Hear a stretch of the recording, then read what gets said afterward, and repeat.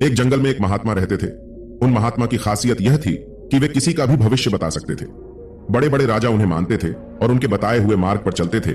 उस जंगल के बीचों बीच से एक नदी गुजरती थी और उन महात्मा की कुटिया उसी नदी के किनारे पर थी। नदी के दोनों तरफ दो अलग अलग शक्तिशाली राजाओं के साम्राज्य थे। वे दोनों ही राजा उस महात्मा को बहुत मानते थे। वे दोनों जब भी कोई बड़ा कार्य करते थे तो उन महात्मा से सलाह लेने के लिए अवश्य आते थे। एक दिन इन दोनों राजाओं में किसी बात पर बहस हो गई। बात इतनी बढ़ गई कि नौबत युद्ध पर आ गई। युद्ध की तारीख और समय तय कर दिया गया। पर जैसा कि दोनों राजाओं का एक नियम था कि जब भी कोई बड़ा कार्य करते तो वे दोनों उस महात्मा की सलाह जरूर लेते थे। इसीलिए पहला राजा उन महात्मा के पास आता है और उनसे पूछता है कि महात्मा जी, मैंने पड़ोस के राजा के साथ युद्ध करने का फैसला किया है, इसीलिए यह जानना चाहता हूं कि युद्ध का परिणाम किसके पक्ष में होगा। वे महात्मा कहते हैं कि यदि तुमने युद्ध किया तो तुम्हारी हार निश्चित है। फिर वो राजा महात्मा जी से पूछता है कि क्या जीतने का कोई भी उपाय नहीं है। वे महात्मा कहते हैं नहीं, कोई उपाय नहीं है। यदि युद्ध किया तो हार निश्चित है। फिर वह राजा कहता है कि तलवार मेयान से निकल चुकी है, अब युद्ध टलेगा तो नहीं, जो होगा देखा जाएगा। फिर वो राजा उसी समय वहां से चला जाता है और अपने सेना से जी तोड़ मेहनत करने के लिए कहता है। सभी सैनिक राजा की आज्ञा मानकर जी तोड़ मेहनत करने के लिए लग जाते हैं।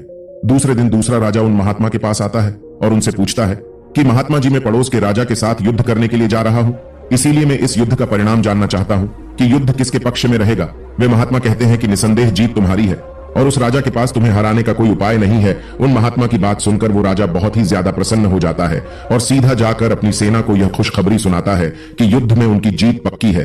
ये बात सुनकर उस राजा के सैनिक भी बहुत खुश हो जाते हैं और युद्ध की तैयारियों में लग जाते हैं। समय बीतता गया और आखिर युद्ध का दिन आ जाता है। फिर युद्ध की रणभेरिया बजाई जाती है और युद्ध शुरू हो जाता है। दोनों सेनाएं एक दूसरे के साथ भीड़ जाती है और मार काट मच जाती है। देखते ही देखते जिस पहले राजा की हार निश्चित थी वे दूसरे राजा की सेना को ढेर कर देती है और पहला राजा वो युद्ध जीत जाता है जिसे उन महात्मा ने कहा था कि वो युद्ध हार जाएंगे। युद्ध जीतने के बाद वो पहला राजा उन महात्मा के पास आता है और उनसे पूछता है कि महात्मा जी, आपने तो कहा था कि मैं वो युद्ध हार जाऊंगा, लेकिन मैं तो युद्ध जीत गया हूं, आपकी भविष्यवाणी गलत कैसे निकली। फिर वे महात्मा उस राजा से कहते हैं कि मैंने तो वो कहा था जो तुम्हारे भाग्य में लिखा, लेकिन तुमने अपने कर्म से अपने भाग्य को बदल दिया। तुम्हारी जीत का कारण यह है कि तुमने अपने भाग्य से ज्यादा अपने कर्म को आवश्यक समझा और उस दूसरे राजा ने अपना सब कुछ भाग्य पर छोड़ दिया। उसने अपने कर्म से ज्यादा अपने भाग्य को आवश्यक समझा और पूरे समय में खुशियों से भरा रहा, जिसके कारण आज तुम विजयी हो और वो तुम्हारा बंधक है।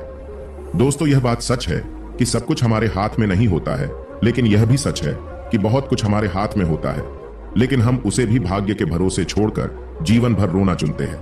दोस्तों, लोग जानते हैं कि स्वस्थ कैसे रहा जा सकता है, लेकिन समय ना होने का बहाना बनाकर वे अपने अंदर बीमारियां पालते रहते हैं और जब कोई गंभीर बीमारी हो जाती है तो वे लोग अपने भाग्य को दोष देना शुरू कर देते हैं।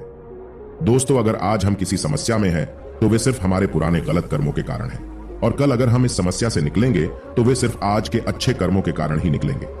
दोस्तों, अगर आप आज कुछ नहीं करते हैं तो कुछ तो होगा ही और वो आपका भाग्य है, और अगर आप आज अपने बुद्धि का इस्तेमाल करके वो करते हैं जो आप करना चाहते हैं तो वो आपका कर्म है। तो ये आपके ऊपर निर्भर करता है कि आपको कुछ करना है या अपने भाग्य के भरोसे बैठे रहना है। दोस्तों, आप हमें कमेंट करके जरूर बताएं कि आपको यह कहानी कैसी लगी। ऐसी ही कहानियों को पाने के लिए आप हमारे चैनल को सब्सक्राइब जरूर करें।